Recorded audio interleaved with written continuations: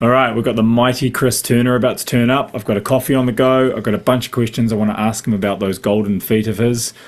I'm really looking forward to this one. So yeah, now we just wait.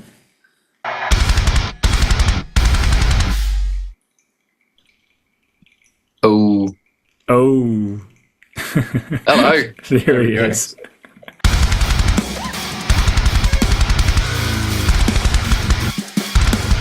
How you doing, man? Good man, how are you? Good, man. Good to see it. I was gonna do this on my computer with my camera and make it all nice, but Bro, that nothing looks works fine. ever. So, is this all right? Like quality wise? Oh, absolutely, bro. It's quite funny, man. Like every time I do a Zoom call with anyone, even in 2024, there's usually about 5 minutes of them trying to figure out their audio. It's all, but you've Yeah. actually come in hot and everything's great. So you're already legs above the rest, bro. Legs I'll take it. above the rest.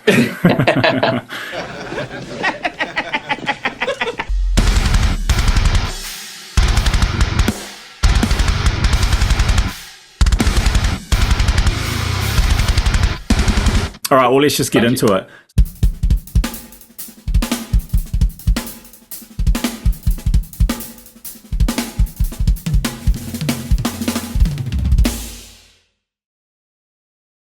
Welcome to, I call it Chats With, and like I'm not a podcaster, man, but I am just a fan of talking to people who I think are doing fucking awesome things. I have a lot of respect for. There's usually like a backbone of how much work would have gone into whatever their thing is, and I'm definitely not going to relegate you to, just your feet, because there's other things that I want to talk about there as well.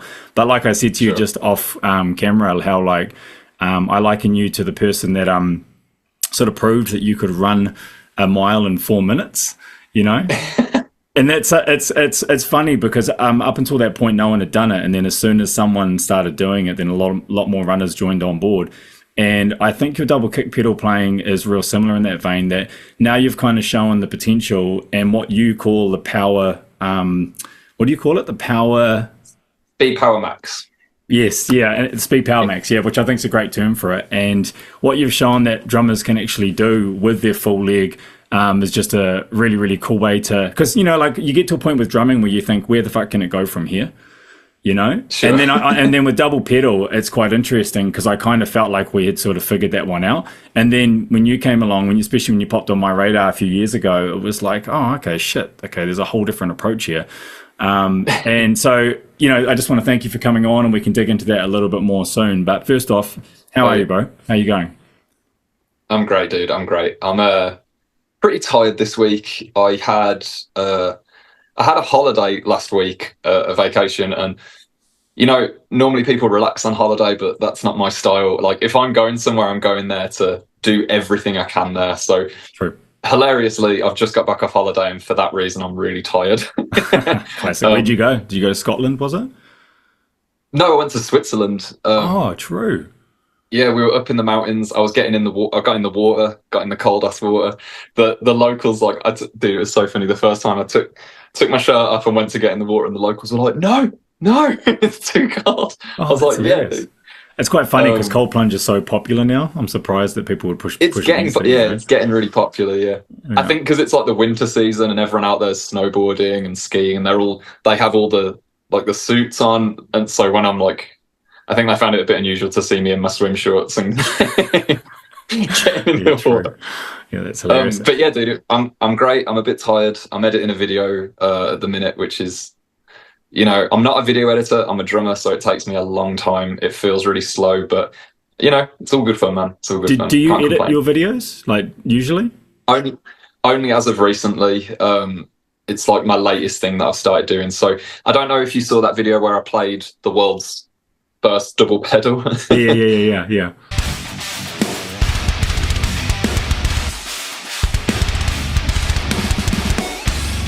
So that was actually like the first video I've ever like edited properly by myself. Oh, well done.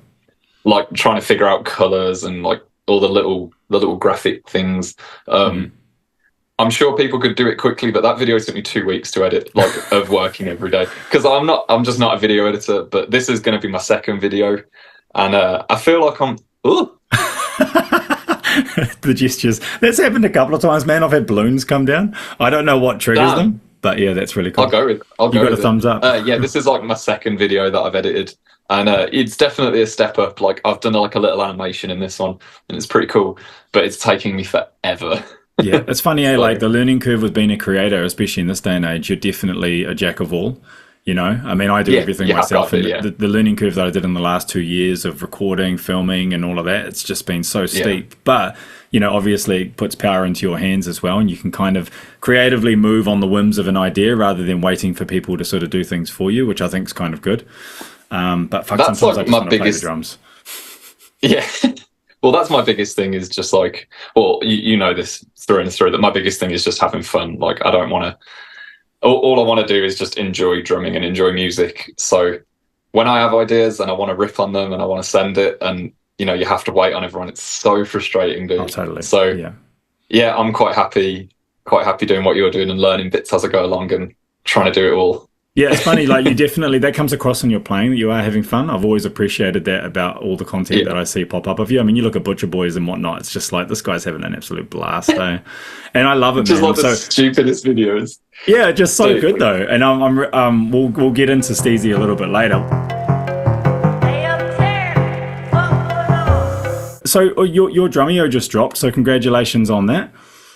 Thank you. Yeah. That was man, like that was felt like forever, because obviously I filmed it like last year and I did a vlog like as soon as I got back. So I made it public. I was just there. So everyone's like, oh, it'll be out soon. But they're jacked up, man. Their backlog is like months. And I did 4 videos with them, and because they don't want their channel to like just be one drummer at a time, they spread them out. And they said they're going to spread mine out by 3 months. Wow. Like gaps. So the next one will be in 3 months, then 3 months after that. So there's still going to be videos released in 2025 from my Drumeo trip last year. That's crazy. Which is just, it's bizarre, man, it's to me. Insane. Like when I went there, Jared said that they had 40 staff, and then he and I got on a call a little while back, and he said they've got 100 staff now. Like that's the growth that it's taken since I was there. That's insane, man. I mean, yeah, they've got like Guitario, and I know, piano. I forget what they call the piano one. I feel like piano just isn't it's the word. pianote. Piano wouldn't have worked. I was going to say piano is just not a good title. It's an awful word to say. Yeah, they're crushing it, man. Absolutely crushing it. But yeah, their backlog is so long. To see this one finally get released, I was like, yes. So how did you feel about that, man? Because I know when I was there, like, you know, playing in front of drummers is one thing, so clinics and festivals and whatnot, but the energy that you feel when you walk into that room, I can't really like explain it. You kind of feel the level of you know, talent that's been in there, just kind of dripping off the walls. And also you've got a microscope on you on what you're there for. So when I was there, Jared really wanted to focus on the single kick stuff and some of the chop stuff, and leading up to it, it was almost like you kind of feel like you're going backwards sometimes because you're like preparing for something like that. And so how did you feel going in? And then when they did the live lesson and whatnot, were you in a good place? And were you happy with what you did and whatnot? I mean, the performance looks like it. I watched it. It's fantastic. Oh yeah, I was super happy. It was great. I actually had like a punishing week. I don't know if you saw the vlog that I did, but no. On my way to Canada, I stopped off in America, in Detroit, and I recorded my 30-day kick drum course with Drum Beats Online. Ah, true. And we recorded that full 30-day course in 3 days. I was doing 10-hour days. So I did quite literally 30 hours of drumming. Wow. And then I went to Drumeo, and like my shins were on fire. Just like I remember sitting on the plane going from Detroit to Vancouver, and my shins just sitting were like pulsating. Holy and I was shit. like, well, I'm going to have to do something because I'm at Drumeo tomorrow. Crazy. But honestly, dude, it was chilling. I didn't feel any pressure. I didn't feel any stress. Cool. The guys are just nice. I told them what my favorite beer is, and they bought me loads. So I got there. I popped a beer. I was just hanging with them.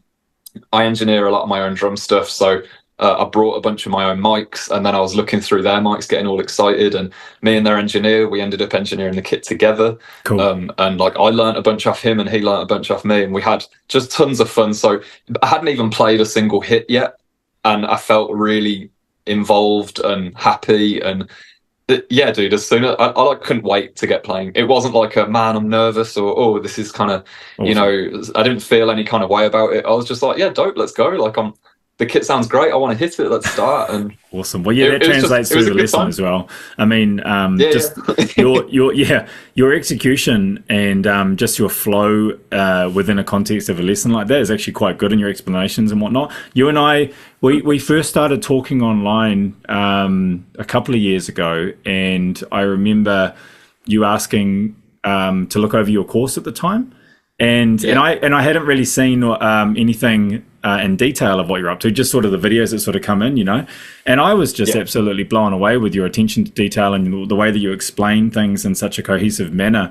Because you know, there's a difference between playing and teaching. You can either Yeah. do, you know, not many drummers can do both, you know. And so when you come across someone that can actually convey their ideas in a really legible way, it's like it's obviously a lot more enjoyable. For sure, yeah. Well, I thank you so much, by the way. Oh, I yeah. appreciate that a All lot. good. And I'd still actually hold a lot of those early conversations that me and you had quite closely. You told me Thanks. some great stuff, dude. Oh, cheers. We can get into that, but there's definitely there's even an expression which you told me, which I still think about to Okay, well, this let's day. definitely So get into that a little bit later. yeah, yeah. I just want to let you know the feeling's mutual, man. Oh, cool, man. Awesome. Nothing but love. Anyway, yeah, I just want to say thanks so much for telling me that you think I explain my stuff well. I tend to do a lot. I have a lot of hobbies. Obviously, being like a full-time drummer, I don't, you know, go to work and come back and struggle for free time or struggle for this. Like, I tend to kind of do.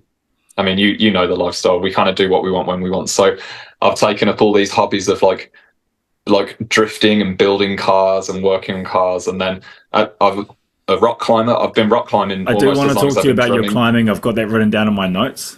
Oh, yeah. Yeah, I've been rock climbing nearly as long as I've been drumming. In fact, I used to be a full-time rock climber as my only source of Wow. income. And yeah, like I have like a lot of hobbies, and I always find myself on YouTube when I've like picked up a new hobby like video editing. I'm always on YouTube watching a video like, how do I do this? How do I do that? And I get so frustrated when there's like a 10-minute video and there's a 5-second segment in the middle which explains what you need. I'm like, Oh, I know. how on earth have you made such a mess of this? Yeah, And yeah, I yeah. think just from having so many random hobbies and trying so many different things, I've had to watch so many videos that I feel like I know what I may be completely wrong here, but I feel like I know what someone wants to see when they're watching an instructional video. No, and They I don't also want think all you the bullshit. simplify the process as well. Like you don't Yeah, overcomplicate it because it's not complicated. that's it. Yeah. It's usually just a couple of things plus the work. Yeah, yeah. Obviously, with drumming, it is a lot about just graft. You have to just. I can show you the path, but you have to walk it, sort of thing. I But love that. you know, with the instruction stuff, it's like this is how to do it, and this is why. This won't work. This will. Like you need a bit of context. You need a practical application instead of like here's some completely pointless exercises that aren't related to drumming. Like Which here's most the way people that you do. use it. Yeah, yeah. Here is it in a song. Here is it in this situation. Like now you can do it this, there, or there, anywhere. Like you know what I mean. Like just cut the bullshit and do Get it. straight to it. Yeah, harder. Well, you know, like I say, Yeah. that translates really well. And even seeing your courses back then into how you teach and just come across, you can just tell that you've gone through years of growth, even just as an educator. An educator, I use that term loosely because you're a drummer that educates. But yeah, Sure. like the Drumeo lesson, I really, really enjoyed. So, and man, Thanks so like, much. how fucking lucky are we as an audience to be able to watch someone like you or whoever that goes on there in such detail for like 45 minutes to an hour and obviously at the level that they produce as well, it's just like, man, what a time. Like I watched the Rick Beato interview with Danny Carey the other day and I was like, fuck, I used to scramble through magazines trying to find anything about this guy. And now he's just giving it all away in 54 minutes. And I'm like, shit, digging through the crates is not really a thing anymore, you know? Yeah, it's mad, dude. I mean, yeah, definitely hats off to their quality. You know, the room sounded great. It's the first thing I did. I walked in there and I clapped, and I was like, oh yeah, That's such a classic thing to do, the clap. yeah, Look around, you know? It's like it's like the clap. It is my deciding moment of if I need ear protection for when I hit my snare or not. Like true. if you clap and it's like high pitched and hurts your ears, it's like I don't want to hit a cymbal in here. But if you clap and it's that warm response, I'm like, get me my snare. Yeah, do you use know an what I edge mean? snare? Are you an edge guy? No, I actually have like a super old collector's series. I had it since I was a little kid, and I use it everywhere. So Like what is it? I've Wood never or? changed now. No, it's copper. It's really shallow. Okay. It's 14 by 4 DW collector's copper. Oh, Uh, nice. dude, It's warm, man. maddest. Did you use that on Steezy? Yeah, I pretty much use it on everything, dude. Fuck, It's on the that whole of sounds pretty Steezy. big as well. It sounds massive, and I I was took it because to Drumeo. I've gone through Yeah. Steezy like with a fine tooth comb, and Oh, cool. we're kind of jumping the gun a little bit, but I do want to like. So I'm not a metal guy, bro. I'll say that straight off the bat. I'm not, but there are specific metal bands that I can listen to and just really enjoy. So like early Dillinger, I can listen to them till the cows come home. You know, obviously the When Chris Chris Penny Penny was days. in Yeah. Oh, yeah. Oh, okay, great. Okay, well, hang on. Let's just hold the phone a little bit. How old are you, man? If you don't mind me asking. 30, baby. Okay, Level 30, 3. sweet 30. All right, so I'm turning 40, and so I'm 10 years on you. Are you? Yeah, I'm turning 40 in like 3 weeks. You look fantastic, dude. That's hilarious. Good for Good you. for you, man. Wow. I'm so impressed. Oh, fuck, I'm popping my ears here. Good for you. Do you know what's funny, man, is that there's two types of English accents, and I can say this because I'm a part Brit. There's the Daniel Craig accent, who sounds like he's trying to fucking take your wife from you, or there's the Paul McCartney accent, who sounds like he's just like, he's there for you the whole way through. And that's your accent, man, and I love it. Like, good for you just sounds like a nice warm hug. Oh, that's exactly what I meant. That's just great, man. That's fantastic. Okay, Oi, so you're 30 years old. I don't want to get into like the history and all that sort of stuff of you, like, but I do kind of want to get on some basics of that. So when did you start drumming? I was 4. Ah, okay, 4. You were one of the early ones. I was an early bird, yeah. And This did is it actually happen- all type. Yeah, just super quick before we go Oh. past the snare sounding big, even though it's shallow. That is a massive like misconception especially in the metal world, where they think that the deeper this like physical depth of a snare will give like depth Body. to the sound. Yeah, It's totally not true, dude. yeah.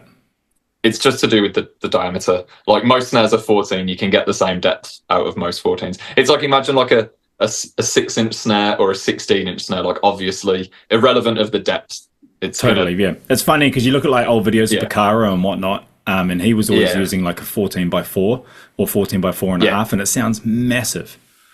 There's so many. It's just like, dude, it's just, there's so much to it, honestly. But generally speaking, the depth of a drum will be the duration of the note. Generally speaking, a deeper drum will give you a longer note.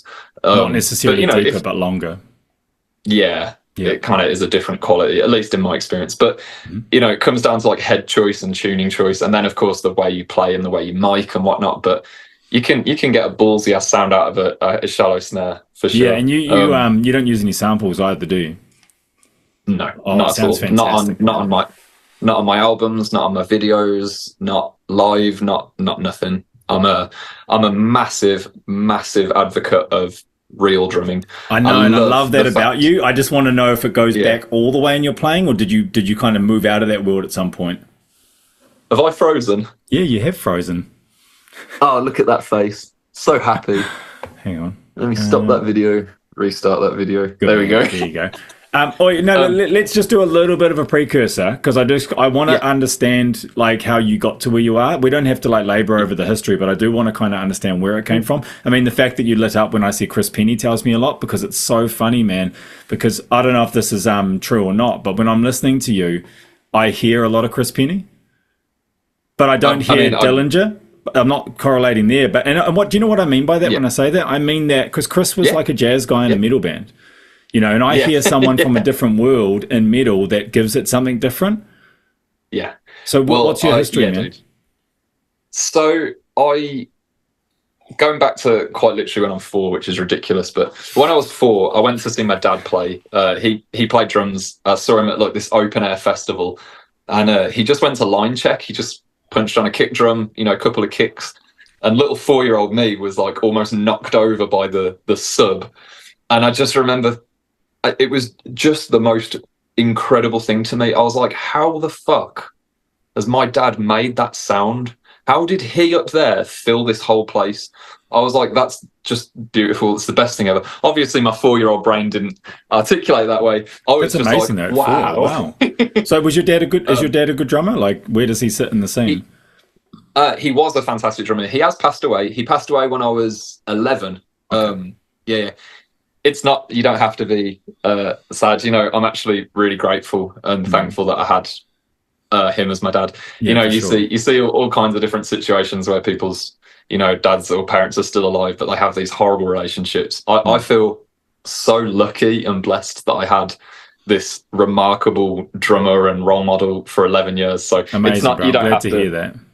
Yeah, I saw you look sad. I'm like, you Oh, don't well, have you to know, be sad. you It's can't life. help it. It's I life. lost my mum maybe like 4 or 5 years ago, so I sort of know that feeling. Yeah. And but I'm glad that you're in a good place and everything.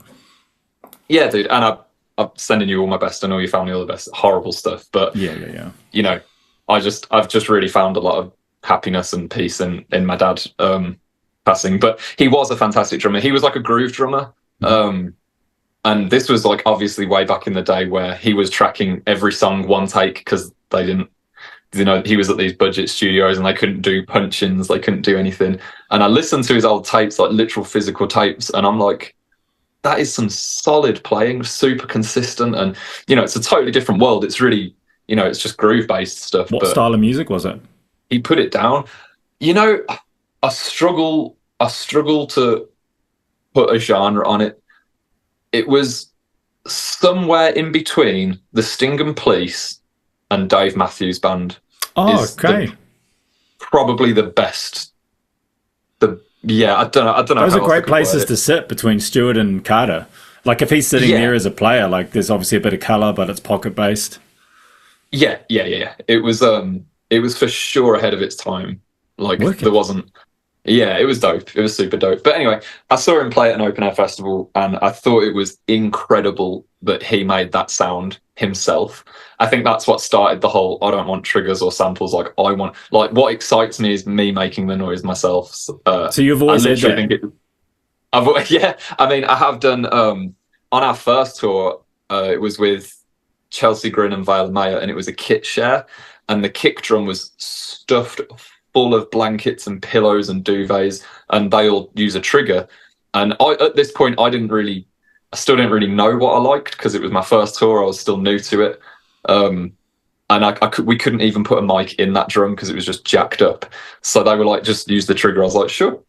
So I used a trigger on my first tour, and I hated every second of it. Yeah. It would like cross trigger from my snare, or it like. Or like one of my kicks had set off like a flam, and dude, I just remember being like red in my face every night with embarrassment and shame, and I didn't enjoy it. And I know that a lot of people like I want to stress that I have no, you know, hatred towards triggers. Like I see people use them in super creative ways and super beneficial ways, and when people are excited about it, you know, all power to you. I just like drumming, so if you like triggers, then even Thomas Hark uses triggers live now.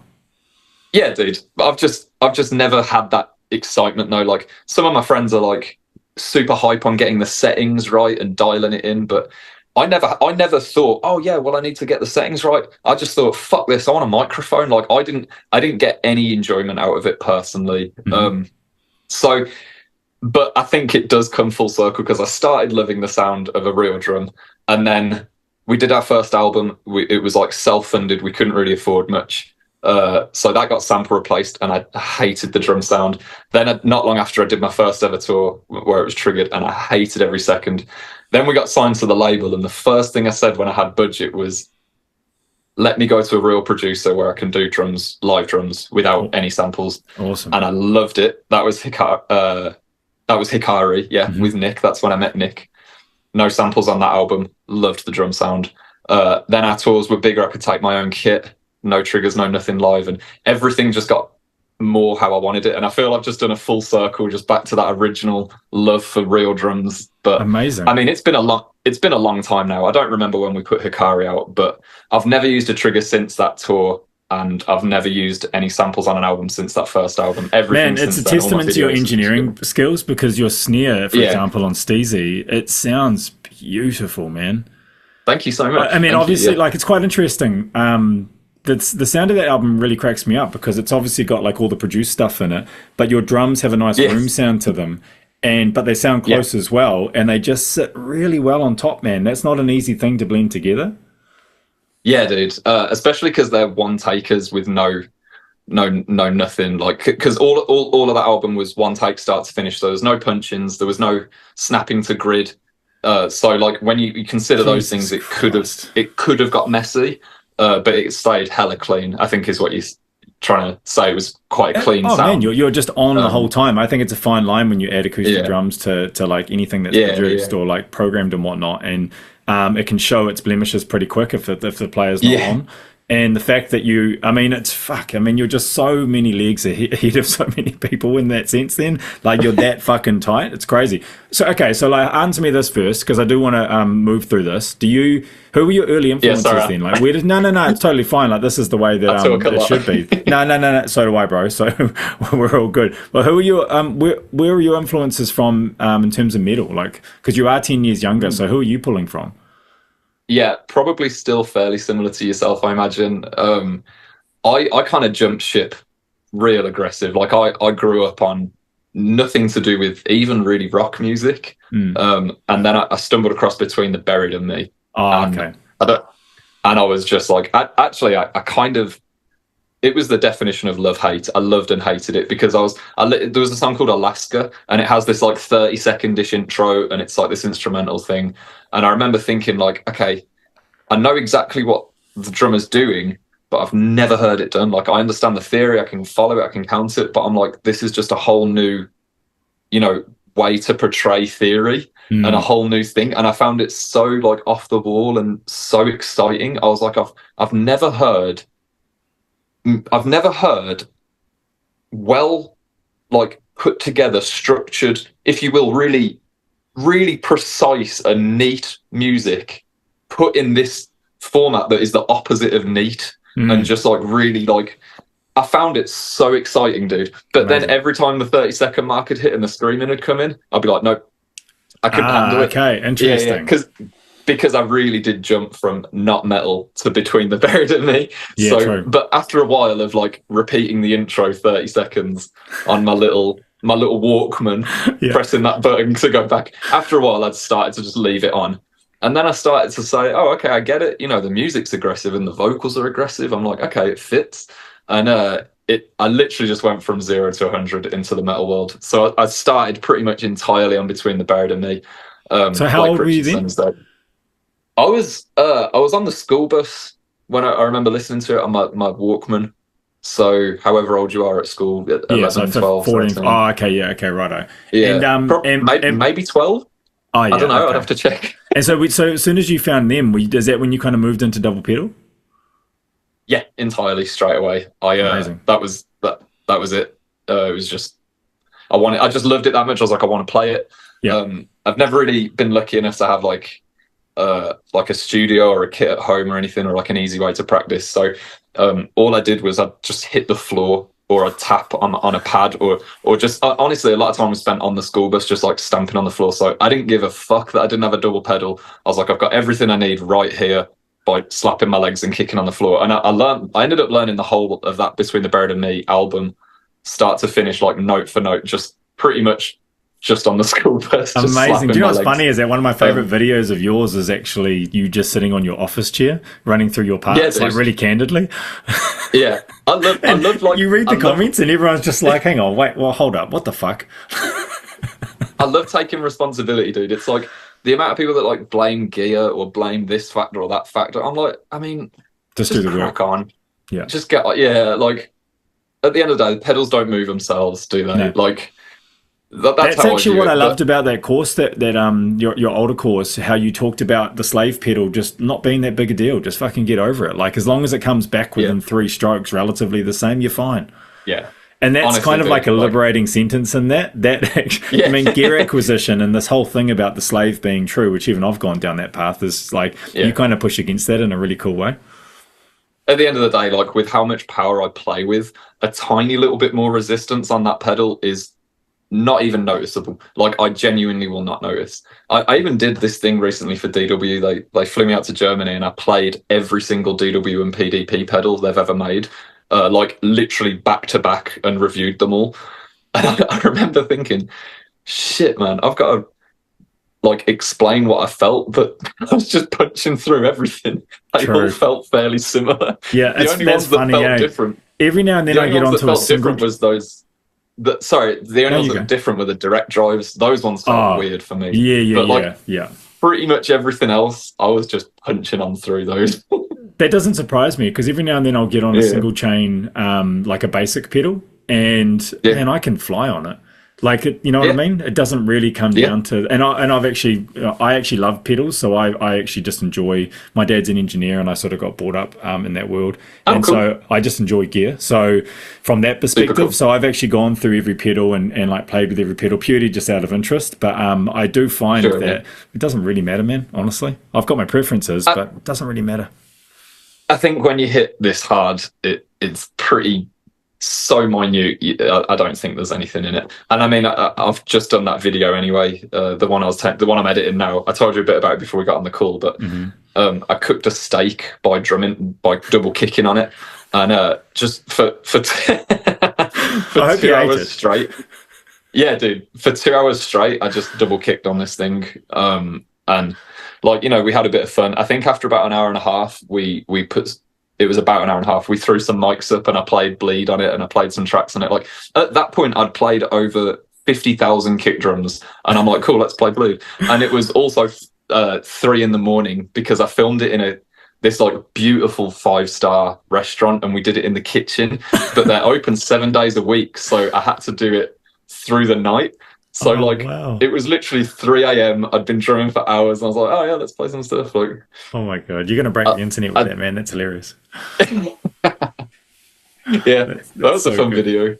Oh, so like when you released your EP, I listened to it. Like, that came out in 2012. Like, your feet were already on fire then. How you must have been like, what, 16, 17 around then? I think I was 16. Yeah. And it's, man, I miss the fringe. I'm just going to say that straight up. Like, where's the fringe? I know you've got the ability to do it. You're not doing it anymore though. But man, I watched Clocks, and I was like, oh, this is so cool to see the arc of someone. But man, your playing was really dialed in even at that age. I think I was 16 in Clocks, actually. Yeah, for sure. I'm pretty sure I was 16 in Clocks. So you made a lot of progress in a short amount of time, and you know, we don't need to labor on it too much, but obviously you just got really hyper focused on double pedal and just spent a lot of time working on it, right? Yeah. So shit, man, I'm so sorry that I jumped from conversations. I get so excited and I talk about everything, and I talk too much. So no, you do not. This is the flow of it, man. But I'm just like, I'm always going to touch on these curiosities because they really interest me. Yeah. I'm so glad you've got your head screwed on to pull the conversation back every time I run away. So going back to when I was however old, 11, 12, listening to Between the Buried and Me, I jumped over to Despised Icon then quite quickly. And I don't know if you're familiar with Despised Icon, but that is okay, that's like the definition of triggered and quantized kick work, basically. Their drummer's called Alex, a phenomenal drummer.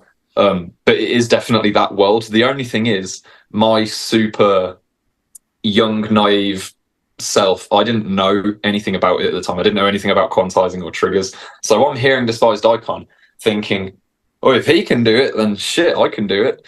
And I remember like battling, like just pure pain trying to figure out a way to do these songs. And I remember when I started to figure out, oh, I can play these patterns by alternating. Like, that concept happened back then with Despised Icon. So that wasn't explained to you. That was something that you naturally sort of came across. Well, I had no choice, because I'm hearing these big, powerful kicks, and I'm hearing groups of 3 going, and I physically could not hit that hard with my right leg. No. I was like, there has to be another way. And then I realized if I alternate, that's another way to keep the power and do it. So that concept developed way back then, but yeah, no one told me to do it, and I was a kid, so I wasn't sure if it was the best approach. But the only thing in my head was, this way is impossible, and this way seems possible, so I'm going to do it. But I figured out that concept way back then, Man, it and I really like got really explains why your feet are so dialed in now, because you're talking 15 years of that balance being yeah, worked on. yeah, It's yeah, about fascinating, yeah. man. So I was going to ask you about that too. Are you actually aware of your subdivision? Like, are you aware that you're leading with left and right, or is it purely you're at a point now where the goal rhythmically is the goal, and your feet will just fall into line? Yeah, that second thing. That is such a cool place to be, man. It's pretty dope, I'll be real. Like, I mean, you don't think about when you like, oh man, I need an example. I don't want to use walking as an example because that's a bit easy. But you don't think about putting one foot in front of the other. You don't accidentally skip, do you? You No. just kind of. It's because it's one thing. Like the activity is walking. You know what I mean? Like, so you don't think there's two activities between right and left leg. You just think of one. That's kind of how I view my kick drum. I'm like, it's not a. It's one drum. It's one thing, and my brain views both of my legs as that one thing, and they just kind of whatever pattern I throw towards them, they just do their thing. Now they just run with it. Amazing. So When you guys took off in the early days, the way that you play must have been quite must have caused a bit of a conversation in your scene. Like from a drummer's perspective, surely, because no one that I've seen really played the way that you did. Ish, a little bit. I think the thing that kind of frustrated me in the early days is just the lack of trust in what I was doing. Oh, okay. He's using triggers, he's doing this and he's doing that. Well, it's straight programmed. It was like there's no way. Bro, I'm not surprised that people thought that. Come on. Like, it's pretty insane. I was surprised. I was like, what? Because obviously I'm out here doing it. You would have been real offended, yeah, I was doing it for real. And I was too young to understand that like people on the internet just say fucking anything. True. So early days of the internet as well. Yeah, you're true, yeah. So I was really like, what? How can you think that? I'm clearly a real person, but I am a person. Yeah, I'm a real boy. I'm a real boy. But yeah, dude, I think it was not so much like, oh wow, here's this new dude who's playing some cool new stuff. It was more like, nah, it's not real. Oh, fuck, so I found that quite frustrating. But we did that first tour though, back with Chelsea Green and Vela Mayer. Obviously it was pivotal. It was my first ever tour, like 6 or 7 weeks around Europe on a bus. Like that was a big turning point for me. But if you want to talk about that tour, it was amazing and horrendous at the same time. So many bad things happened. From what perspective? Just tour shit? just like the bus crashing, like the bus getting robbed. Like we had all our passports and money. Like just so many bad things happened on that tour. You can't even like make it up.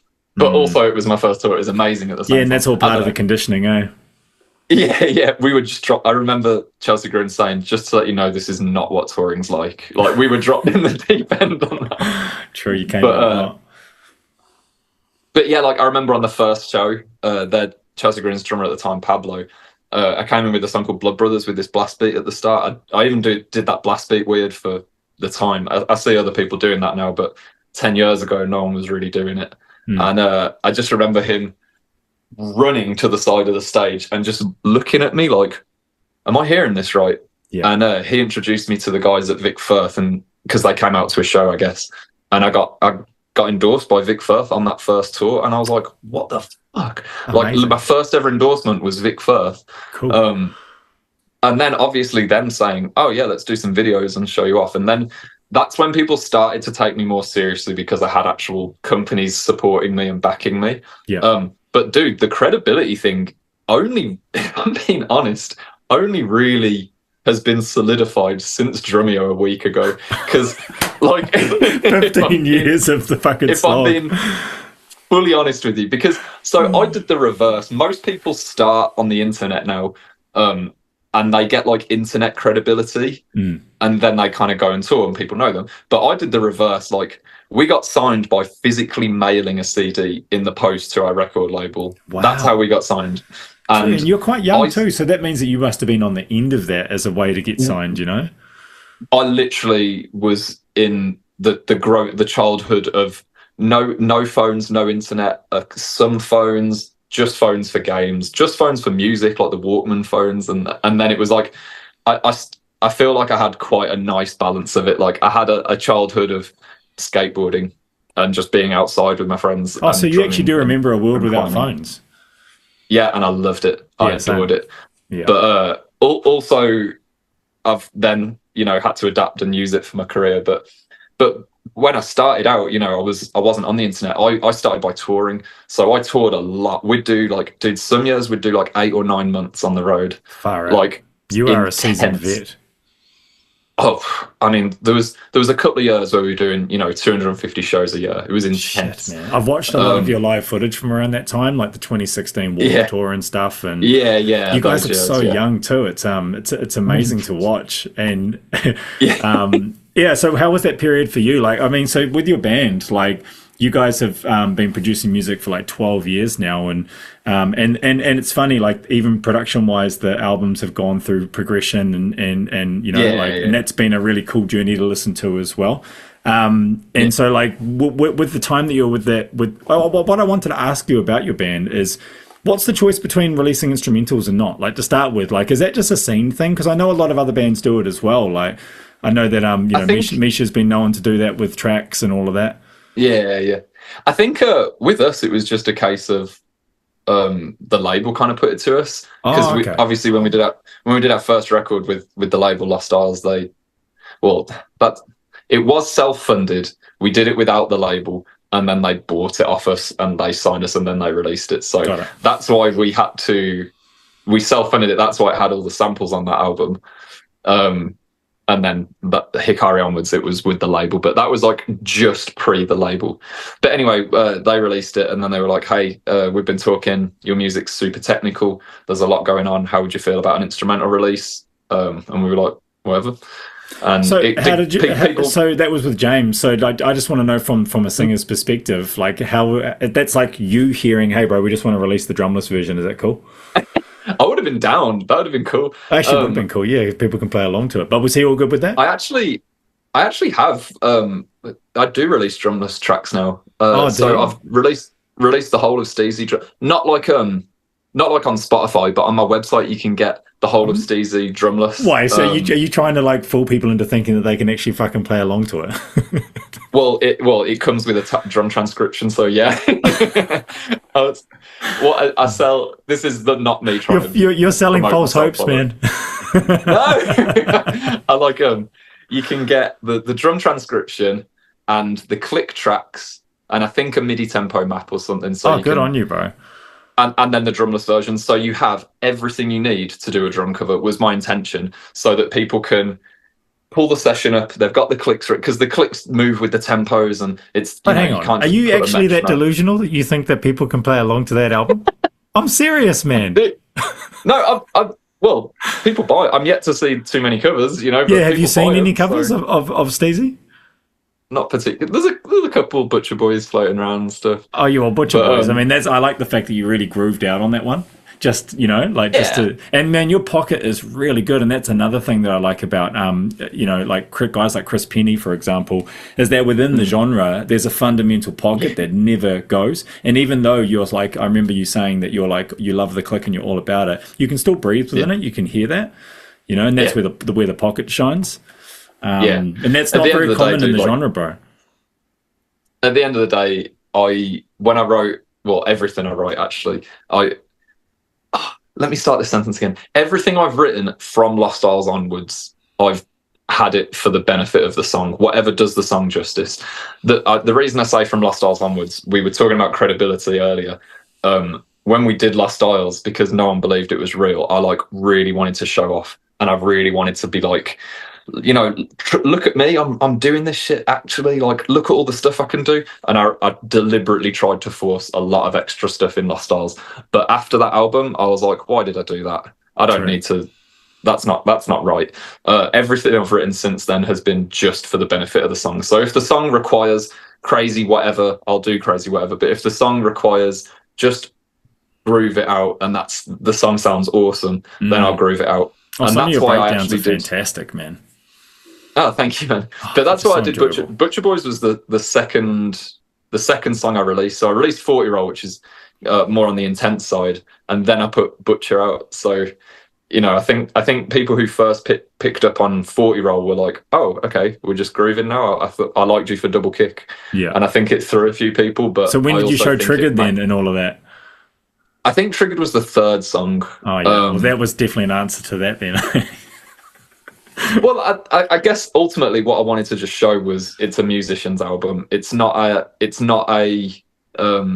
like a drummer's album. Like you're not gonna, you know, like some solo albums, it's like you're not gonna ever put it on in the car with your friends and be like, listen to this, because it's just like maybe a solo guitarist album just straight shredding, and like you never really see people get in their car and say, listen to this song, it's sick, and then just get punished by a million notes. Like I didn't want that. I didn't want it to be like a drummer's solo album. Like only drummers can enjoy it. I actually wanted people to get in the car with their boys and be like, check out this song, it's real cool, and just like leave the album on at the gym, and like I wanted people to enjoy it, irrelevant of drummers. Yeah. So even though it may have not appeased the pure drummers when I put out Butcher Boys, like the people that just wanted kick, I think it did set the tone of it's an actual album that people. Yeah, it shows that you're very tasteful, but I would say that all the songs have Yeah. an element of that where you show that you can actually just chill out for a second. Yeah. I mean, it's what do they call it? With great power comes great responsibility. Yeah, that's it. Well, I mean, that's interesting though, because I actually don't I don't believe that I ever push myself out of my comfort zone with my music, and people find that weird. Yeah, that reaction was exactly what people normally. You're too in it, eh? You're too inside it to know. No, it's because I tour so much, because I was brought up doing just show after show after show after show.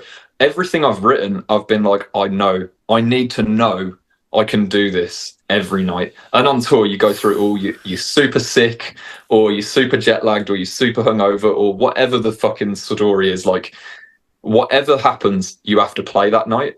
And I never want to go on stage and play bad.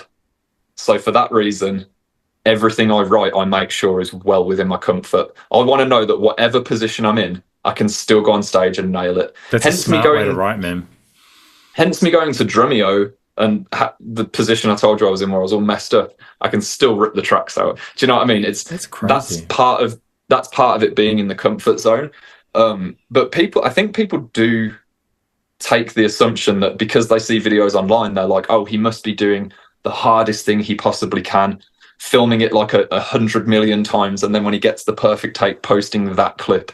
But that's actually not the case. Awesome, bro. It's a testament to you and your ability. I'll play the songs almost exactly the same every night. I mean, I did tour Steezy, and I tour it all, and I'll play them the same every night, back to back. And I do want to talk about that too. So with during the Ocean's 8 Alaska period, like you actually do have like these runs where you're going insanely fast for quite a long period of time, and I know that you've said that that's not really a focus for you, but you do have that as well, where you can actually sustain, you know, like 32s for quite a long period of time. Like, have you actually ever tested at full power, like how long you can sustain for, at what tempo? I'm more curious than anything.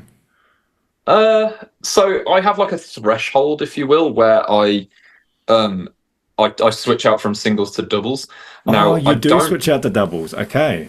Well, like 1% of the time. So okay. I don't like to do it because I use no triggers or samples and everything like that.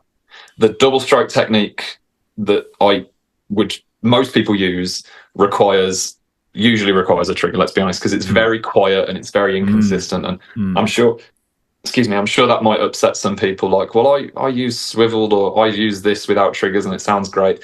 And it might do, but the thing is with my playing, the kicks are so loud. They really are so loud. And it never translates in a video. It's only when people see me in a lesson, and no one believes me. Even dude, quick story. Whenever I have a lesson and they come in and I'm like, cool, this is the exercise, and I play it, they always just laugh and go, are you trying to put a hole in my kick drum head?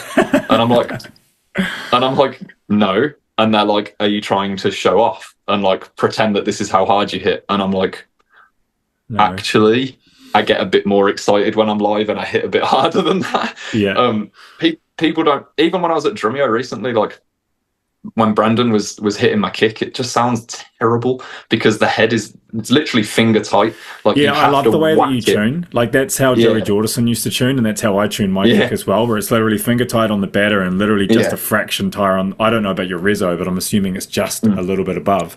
That, to me, it sounds like shit if you hit it light. But because I suppose there is a little bit of common ground in that. I imagine the way that you do doubles is similar to me. Like, I just pummel it out, man. It's not a very classy way of explaining it, but I do it with technique. But I'm just saying, like, I want to generate a certain velocity and sound, and I also don't want, with my single kick stuff, any dynamic inconsistencies. I don't want it to be loud, quiet. So I work at it and I make sure it's not, and so my doubles are reflective of that as well.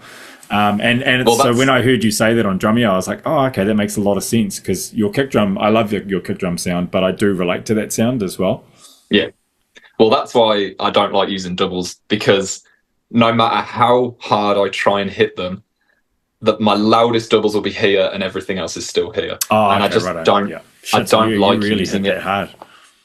It's like a last resort is how I describe my doubles. Like, if I physically at my absolute maximum cannot do this grouping for this length of time with singles, then I use it. It's literally a last. It depends on the length of the grouping. So if it's like, obviously, I mean, there's in Steezy, if you need some grouping examples, there's a song called VIP, and I've got several groups of 15 at 140 BPM. So clearly I'm comfortable doing groups of 15 at 140 BPM. Crazy. But if you're looking at not groupings, if you're looking at, bar worth, like, 8 bars at this tempo, then that's going to be a different tempo, isn't it? Or a different approach. Yeah. You were hitting some long runs with Oceans, though, eh? Again, it entirely depends. Like, if it's only, I don't know, 125 or 130, I can probably hold for a very long time. Or I think I can, actually. I don't want to say anything without, like, I feel like I want to get my pedal out and check. But pretty much, put it this way, like, it'll be about, okay, the last 3 Oceans sets, I don't use any heel toe. And one was a headline, and the other was a headline, and the other was a support. So, like, within an hour set, I don't even need to touch on the doubles.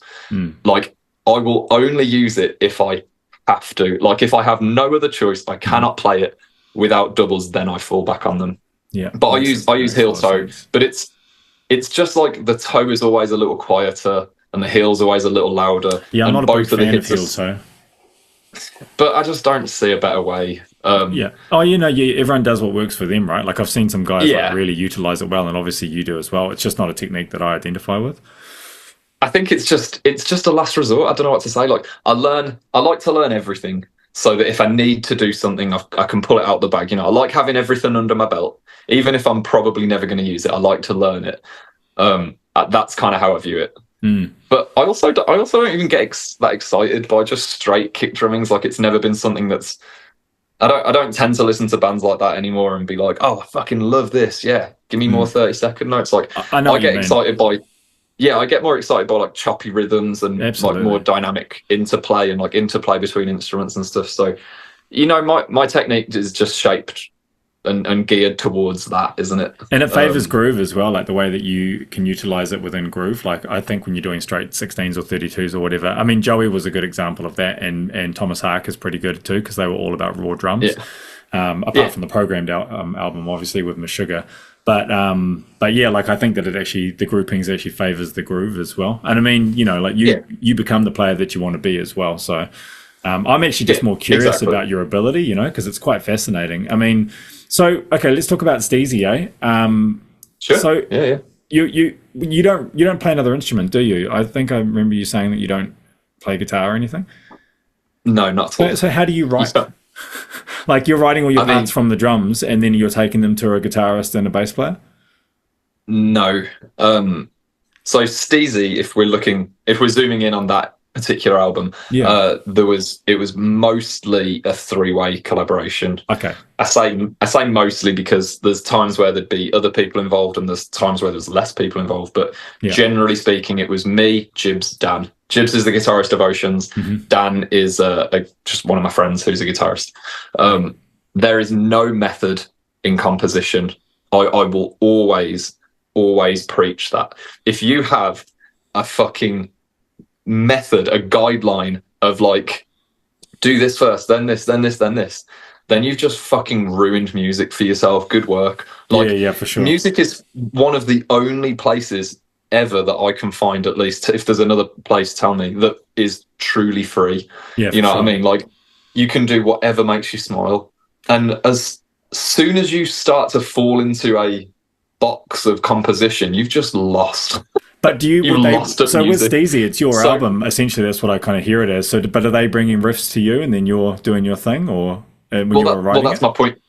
That's my point exactly. It was whatever excited us at the time. Okay, so a bit of everything. Everything and everything in between. Like, awesome. One song might start with me sitting there writing a beat, and then I love the beat, so then I write a kick drum pattern over the beat, and then I send it to them, and then they put guitar to it. Or some of it will be someone else writes a beat. You know, Booth Gods wrote a couple of beats, and then I was like, oh my god, get over here, and then we'd all sit together and we'd all jam over it, and everything got built at the same time. Or maybe it would start with a guitar part, or maybe, you know, we got a couple of songs that started like clean guitar, and ultimately there's no starting point. You just have to do what makes you smile. If you write something and then you press play and you're like, it's fine, then throw it away. Yeah, if you write something and press play and you just go, oh yeah, it sounds good, just throw it away.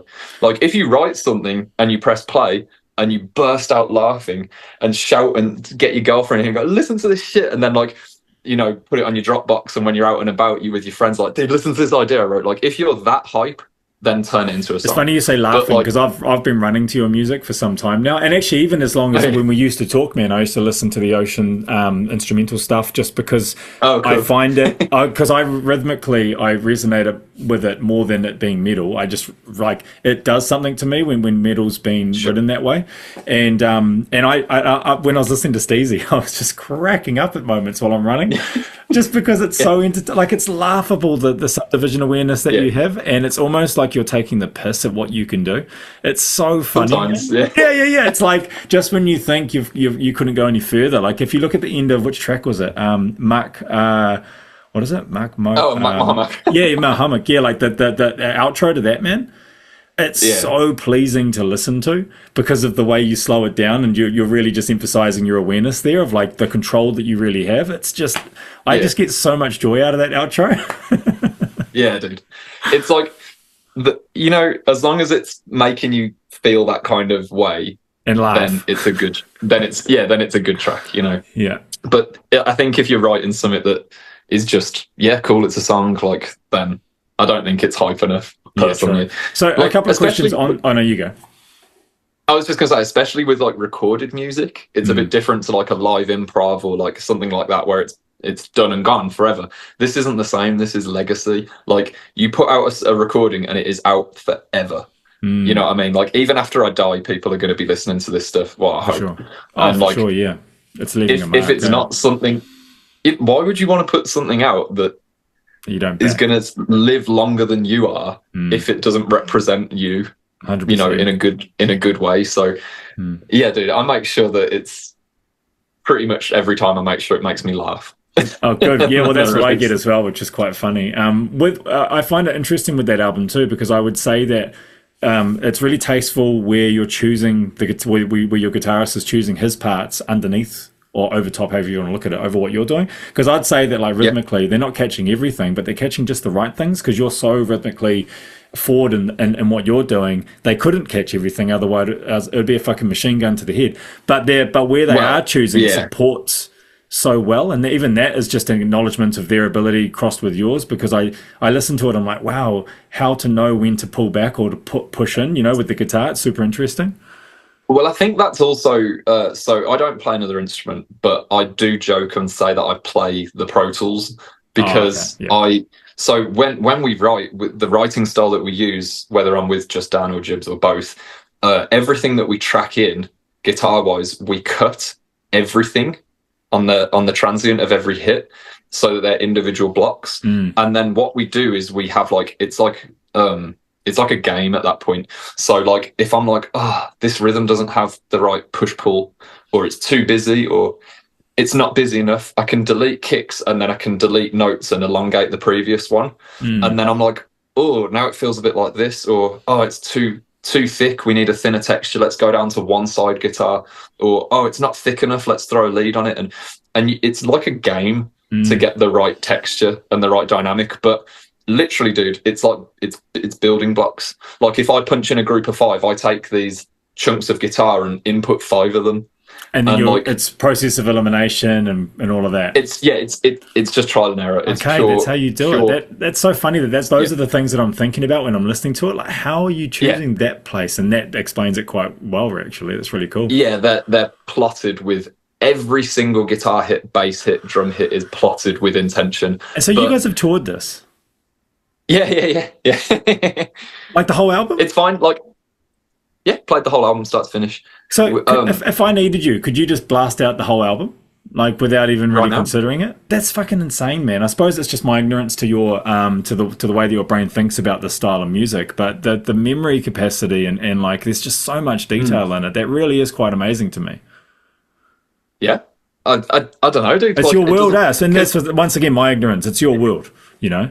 No, not ignorant at all. Like I think it's definitely a question I get asked a lot. So, and I totally understand how people would see it that way. But you got to remember, when I'm like staring at it on a screen and moving these little hits, and then I engineer the guitar and I engineer the bass, everything is, by the way, just a little thing to throw in there, everything is real. No MIDI bass, no amp sims, everything's reamped, real amps, real guitars, real drums. I love real instruments. Anyway, when you spend that long writing it, that long recording it, that long on the reamps and the mixes and everything, you can't forget it. It's not a case of like, how do I remember this? It's like a case it's just of been drilled in, because you spent 2 years on the album, right? About yeah. Okay, that's a really good amount of time of listening to it. Yeah, some songs would be like a full month of 8-hour days, 7 days a week to just write it, irrelevant of recording it or practicing it. So yeah, dude, it's more of a case of some nights I go to bed and I can't forget it. I can't sleep because it's all I hear. Like, it's not a memory game to me. It's the opposite. But I can also totally understand. God, that'd be awful with that sort of like loop thing going on in your head with this. Yeah, but like I can also understand from an outsider perspective, being like, how the fuck do you remember this? But yeah, that's never been an issue. It's ingrained. My girlfriend actually laughs at me all the time because I drum in my sleep. Like, really? Well, yeah. She'll be like, your feet were doing this last night, or like or like or we'll be like watching a film or something, and I'm like, I don't even know I'm tapping, and she'll be looking at me laughing, and I'm like, what? That's actually just the partner's plague of being with a drummer. I mean, you know, I've been with my wife 18 years, and man, she's tolerated a lot. It's not an easy gig being with a drummer, I don't reckon. Because, I mean, you look at the instrument as well. Like, it's just it just occupies so much space, so much mental power, so many pieces. Everything about it is just so, you know, like it just takes over your brain. Dude, it is of course I love drums. I'm not saying anything bad about drums. But it fucking sucks. It's the worst thing because it's expensive, it's noisy, it's like I can't travel with it easily. Bro, it's a pain in the ass to everyone. Even when you're good at it, no one wants to hear it on its own. So it's amazing that we even get to where we're at as drummers, because the whole way through you're an inconvenience. It's a massive inconvenience. Even recording it, it's like, oh yeah, plug your guitar into a preamp. Oh, no. I'm going to need at least 20 preamps. I'm going to need at least... the bar of entry to do content from a drumming perspective at a high level. I've got like 2 Apogee Pre's, you know, like that, like a 16 channel. Like the wiring in here is insane, like the cameras and everything. I mean, you're in at about 30 to 40 grand if you're fucking actually, you know, forking out for all of it. It's actually insane. Oh, yeah, dude. Yeah, man. But we love it. And then after all that, I've got these beautiful, crispy, clean stems, and everything sounds great, and then I don't know what the fuck to do with it. Then I've got to pay Nick to mix it, and then it's like, it is just the worst, but it's also the best. So what can I ask you, did you ever consider a vocalist for Steezy? Because I do want to also acknowledge that in your genre, man, it's really hard to find. Like, I can listen to Meshuggah's vocalist all day because I just like the way that his tone, like his vocal tone, and I also like his accent placement, which is a testament to Thomas, because Thomas writes the lyrics for Meshuggah. But even Dillinger, like I like the early, like the vocals are an instrument to me, but I don't like all vocals in all metal. And so, like, did you ever consider vocals for this, or is it just sometimes is it hard? You know, I I didn't just consider. I began on a few different tracks. I think there's at least 3 Steezy songs with lyrics and vocals recorded and Wow. finished. Like Really? all the layers and all time corrected. Yeah, from different vocalists. And I've done a couple of songs since Steezy for the Chris Turner brand. I did a song called Nut, and I did a cover of and I did a cover of a song which got really famous over here in England called Psycho. That one has got vocals on it because it's a cover song and the vocals represent the original. So we didn't write the lyrics to that one, but that one actually is my only song that has vocals on.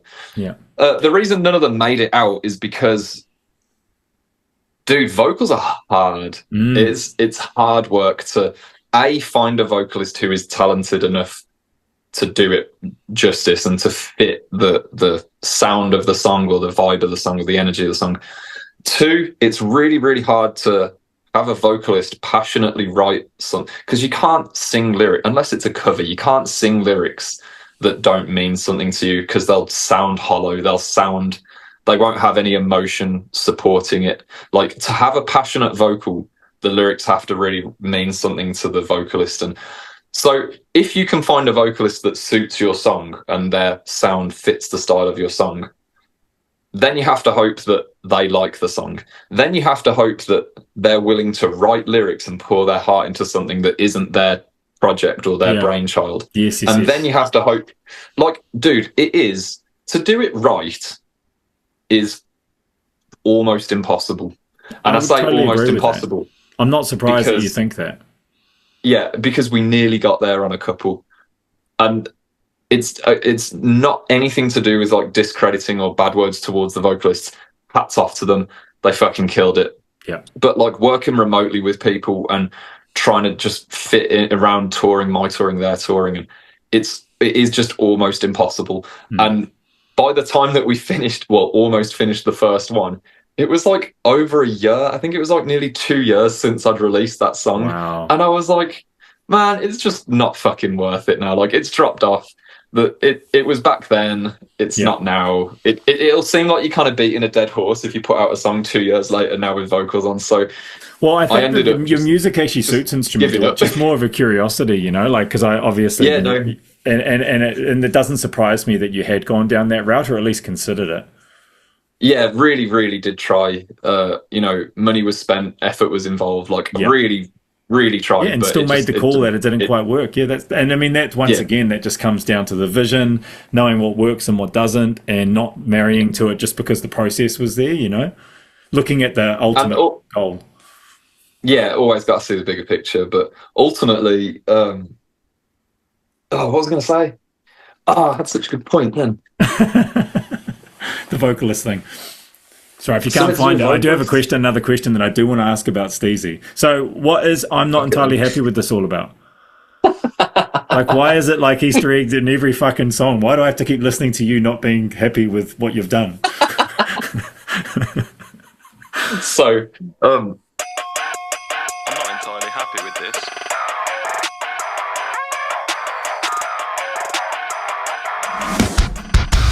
I know it's got a story, otherwise you wouldn't have fucking... You know, it has a great story. I think it's a great story. Fun fact: that's not me saying it. It's not my voice. Oh, really? Yeah, that's how everyone reacts as well. They all think it's me. It's not me. It's actually one of my very good friends, Ian. Oh, now old Ian, eh? Dude, Ian is the man. So when we were doing Steezy, I was listening to so much like rap music and beats and like sub heavy beats and weird funk and stuff like that. And everyone has a producer tag.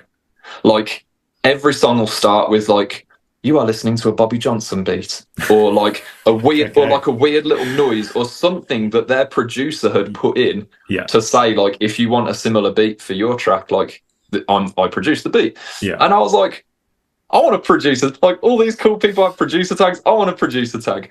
But like, if I tried to do, you are now listening to a Chris Turner beat, it's like, that would have been fantastic. Nah, man, that would have been great. I thought that was the worst thing ever.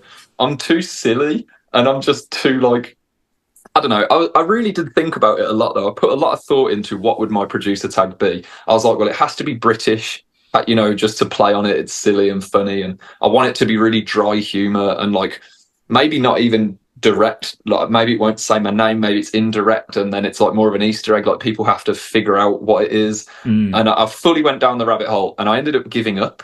I ended up thinking, there's no producer tag for me. I haven't got one. It's too hard to just think of one. Yeah. Fast forward, I had Ian at my house.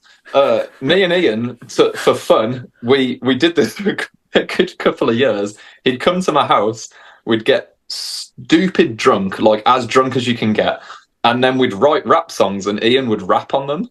Now, he's not a rapper, but we'd just like, you know, those nights when you laugh so much you physically have to try not to piss yourself. Like yes. It would be that every time. You just there was usually a substance involved to get me to that point, but I do know those those laughs very well.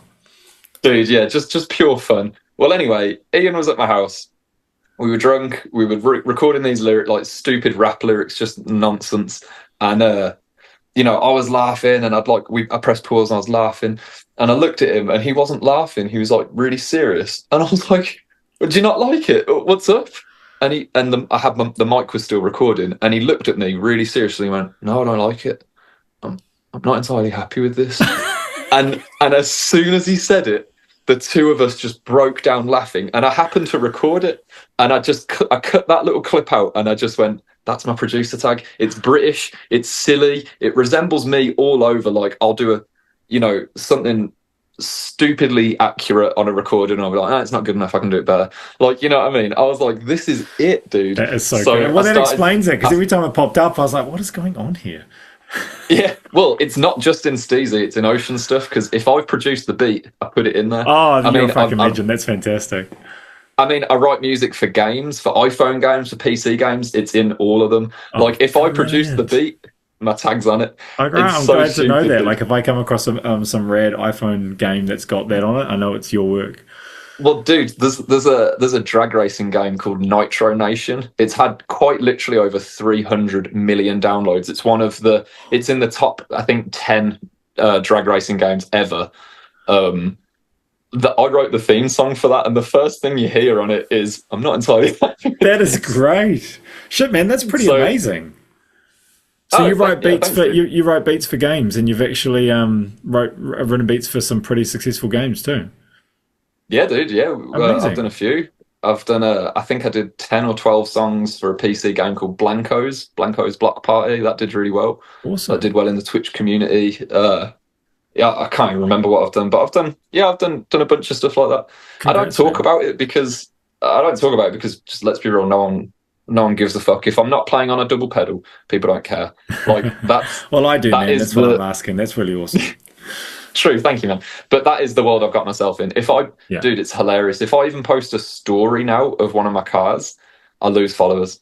Oh, bro, I stopped posting single kick stuff a while back just because I got over it, and man, the followers stopped. I started going backwards, and I just kind of got over it being the focus. It's quite it's not that I love it, and I still pursue it, and I still work on it. But it's funny how tired your audience get to that thing. Yeah, it's just like becomes sort of like a novelty, I guess, to a certain extent. But I love working on my cars, and I'd love to show progress, but only a few people enjoy it. Everyone else is just like, I would literally get messages like, "No one cares, post kick," or what is wrong with people? Dance, monkey dance. Oh, yeah, probably. But like, I've got all my other hobbies like my rock climbing and all this, and I just don't. So can we touch on a little bit of that? No. But can we share? I just kind of want to know, and I really want you to think about this question. So I'll just pitch it to you. But how important is being jacked for your drumming? And the follow up is, how important is jacked to getting a missus? Take your time, please. Oh yeah, I'll have to think. No, dude, I think it matters. I mean, so which one, A or B? To the first question. Okay, sweet. Probably B as well. Let's be honest. Sure, we'll go with both. Yeah. So that serious question to that is, how is your pursuit with rock climbing and your interest in health? Obviously, how has it helped with your drumming? it makes, I personally think it makes a big difference. The endurance side of it is like, obviously when you're on tour, and like shows are just another level of intense. Like I've always struggled to recreate a show in a practice room because you can never hit that hard because adrenaline doesn't pump. Like Totally. no matter how much I try and hit hard in a rehearsal room, I always hit harder on stage. And no matter how sweaty a rehearsal room gets, it's never as humid as a venue. And you can't recreate a show, dude. And No. no matter what I do, I can't train endurance for a show by drumming. It just doesn't work. But having that fitness and that health to do this kind of physical drumming night after night helps massively. But funnily enough, it doesn't. I don't think it just helps with achieving it. I also think it helps with like injury prevention and even with rehab and stuff like that. Like when I got quite a bad climbing injury a few years ago, and I got some, all kinds of different physio and work on that. And one of the first things that my physio said is, well, you have to do more. Like don't rest, don't ice, don't none of that. Like you have to get back on doing everything, but you have to get back stronger and you have to do more.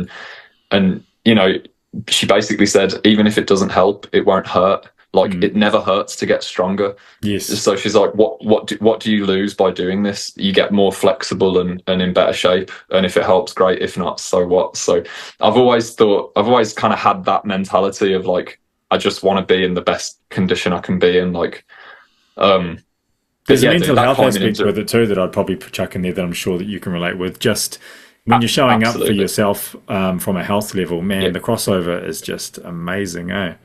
Like I talk about self-belief, self-love, confidence, and all those things comes from just looking after yourself, and then everything else falls into place. And it also makes, and I'm just kind of speaking from my perspective, it also makes things that you're doing outside of your health a lot easier to attain. Like, I don't know, like when you focus on the pillar of health first, everything is so much easier, in my opinion. Yeah. Plus, it's a break, dude. Like, when you're on tour like, if all I did was just drum, like if I just went on tour and then came back and then just wrote music and recorded and then went back on tour, like I'd just lose my mind. It's just too much. But to like have a day off on tour and to just get an Uber to a climbing wall and not see anyone on the tour, not talk to anyone, just be in a different environment and do something different, just takes you away from it in such a healthy way. And like getting back from tour, I climb so much, dude. I just get back on it and I give myself a break from music, because then I miss music and I long to come back, and I'm like, I'm eager to do more then. I'm excited to do more. I'm excited to play again and to write again. If it's all you do, you kind of burn out. So I need the two. I need climbing and drumming to bounce between the two. Because I did the same thing with climbing when I was working in the climbing industry. I burnt out because it was all I did. I'd route set all day, and then I'd stay at the wall and climb with my friends all night. And then I'd be back the next day. I'd route set all day or instruct all day, and then I'd be back with my friends all night. And then at the weekend, we'd drive hours up to the Peak District, climb all weekend, camp, and then I'd come back and then be back working as a climber. And like, you burn out real quick. Yeah, for sure. It's finding, like, it's the same with everything, really, isn't it? It's moderation. It's moderation and balance, eh? Moderation and balance. It's true with everything that you do, really. But it took me a minute to figure out that the two are, like, I need the two of them. Man, it's funny. I'm not a teacher, but I do obviously teach because, probably like yourself, you teach what you specialize in and people come and ask for it. And in recent years, people have really identified with the way that I teach in terms of the stuff that I put on socials about showing up and doing the reps and all that sort of stuff. So my teaching's kind of moved almost over to this, like, supporting people off the kit as well, like a sort of mentor thing. Yeah. And I've found it super interesting because when people ask me like, oh yeah, I want to get better at drums and I want to be pro, I'm like, cool, man. So how's your lifestyle? How's your health dialed? And where's your mental health at the moment? And we start doing like a bit of a, we go through all of those things. And when they start dialing these things in, everything starts to fall into place. It's like, I firmly believe if you want to make it as a drummer, cool, man, dial in your health, your well-being, dial in your relationships, and all those sorts of things, and everything will get a lot easier because the drumming is the easy thing to show up for because we love it. That's actually not a hard buy-in. We love that. So dial everything else in, and fuck, things just get so much better. Yeah, dude, there are so many things that you don't think you will have to face when you start becoming a drummer. Like, I didn't even consider half of the things that, like, like just like it starts off as the obvious things and the silly things like missing birthdays because you're on the road, or missing like special occasions, but then it starts to be like, okay, well, I've been on a waiting list for a surgery for 3 years now because every time I'm given a date I'm not in the country, and now I'm actually in a bad shape, and like maybe I can't play the show. Like I've had occasions where I'm like, I can't play the show tonight because I'm in a bad way because I'm waiting on this surgery, and then like and then it can get bad quick. What injury, if you don't mind me asking? Oh, dude, there's been a few. Oh, has it from rock climbing? One of them's from rock climbing. I snapped my tendon here in this finger. Wow. Common climbing injury, sadly. But like, there's so many things that I didn't think I'd have to face. Like figuring out a good diet when on tour taught me a lot about how I should be eating when I'm home. It's wild how in tune you get with your body on things like that. But even just like things like learning how to communicate. Like a lot of my friends and family now, they say to me like, oh, I've got this problem with my partner, or this is going on, and I'm like, well, have you just talked to them? Have you just done this? You just done that? Communication is literally the only issue that relationships face. I mean, obviously there's other things, but by and large, just talking. Yeah, but dude, it's mad. Like to work in like larger groups like this, where everyone is so passionate about it, like you really have got to just learn to be good at communicating, and like there's all these things that I never thought I'd have to really think about or deal with, and all of a sudden they're all you think about and all you deal with. Oh, for sure, man. And it's funny, like if you, as musicians, you add in booze and drugs and all that sort of shit that can come with it, and you can see why things get off the rails pretty quick, This, and we're playing in the evenings, and we're like, and then you've got to get up for the early fucking lobby call, and like it's just and then also you're probably not getting paid.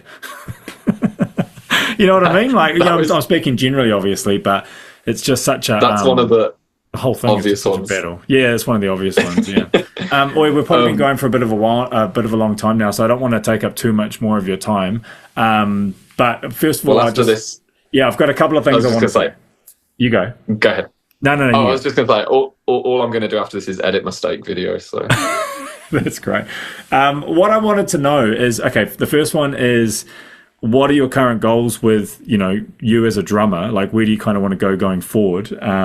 And do you feel like you've got areas you want to develop in? You don't have to go too deep into that, but I'm just curious as to where you see areas that you want to kind of move forward as a player, if there are any. I mean, when I listen to Steezy, I'm like, shit, there's not much more that what can't he do, sort of thing. Because you dynamically are really clever too. Like you can actually chill out, and your groove moments where you open up, and obviously there's some freeform stuff going on. That's what reminds me of Chris Penny, because Chris was always really good at that.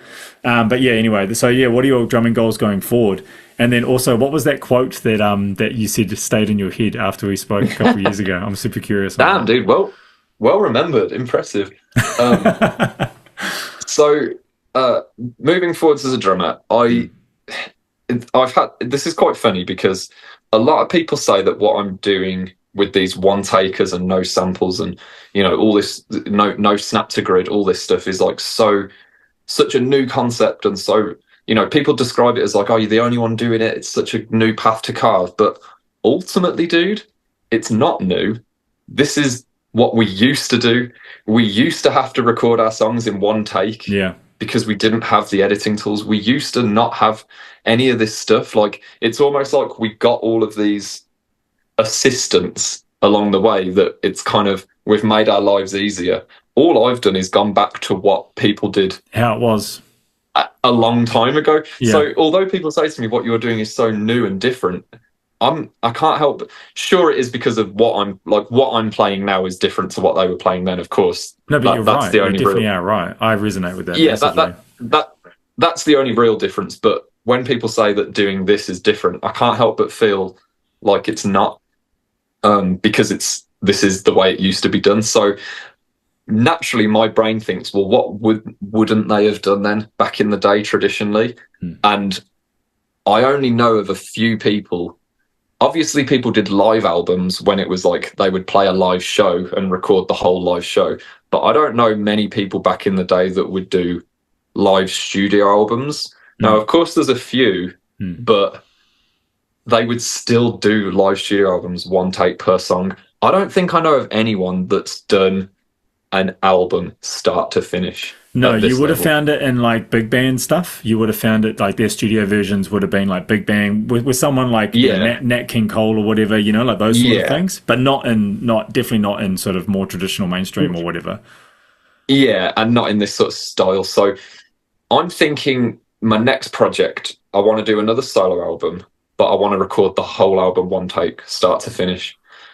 But I don't want it to be boring to watch. I don't want it to be like a foot cam and a front on cam for an hour or however long it is. Hmm. So my concept is I want to do 9 songs, and I want to have 3 different drum kits with different Oh, cool. setups and sounds, and And I you want to move between do, them. yeah. That's And cool. so in the video, and I want to have different like backgrounds, different studio rooms, so different everything, so that it's like you see, and the camera will walk with me all live. So it'll be like we go from this to that, different lights, different sounds, and then back here and there and everywhere. I actually discussed with a YouTuber called Adam LZ. He's a drifter. He drifts cars, and he has this massive property. He calls it his LZ compound. I actually asked him if I could do it there, and if I could drift between each drum kit, because he's got all these cars, and he was That like, is "Dude," fucking hilarious, man. God, you he was fucked me like, up. "Anytime." So I'm kind of thinking, how cool would it be if I like played a couple of songs on kit, jumped in a drift car, skidded around a building, and jumped on the next kit? But like, That'd be that's fantastic. I want to do a one take album, but I want it to be entertaining to watch as well. So I want silly things in the middle. I've not ironed it out at all It's a because I great haven't concept, even bro. started right. Because I haven't even started writing the album because I have no funding for it, and You should I'm chuck a trying. climbing wall in there or something. Maybe you have to Yeah, climb no, to like yeah, a dude. rooftop or something. I've definitely considered that. Yeah, that'd be really fun. That'd be really funny. That's Um, amazing. dude, yeah, that's funny. Do you Yeah, I'm feel struggling for there's funding. any areas like in terms of your drumming that you want to go, or are you actually really content in the path that it's naturally laying through your pursuit of music? I don't, I don't, I don't think about it like that because Mm, I don't ever write music with like, how can I push myself? I just write songs that I like. So yeah, to me, it's like, I whatever the song does, I'll do. Like if I program a song that's crazy, crazy difficult, but I love the sound of it, I'll just learn it.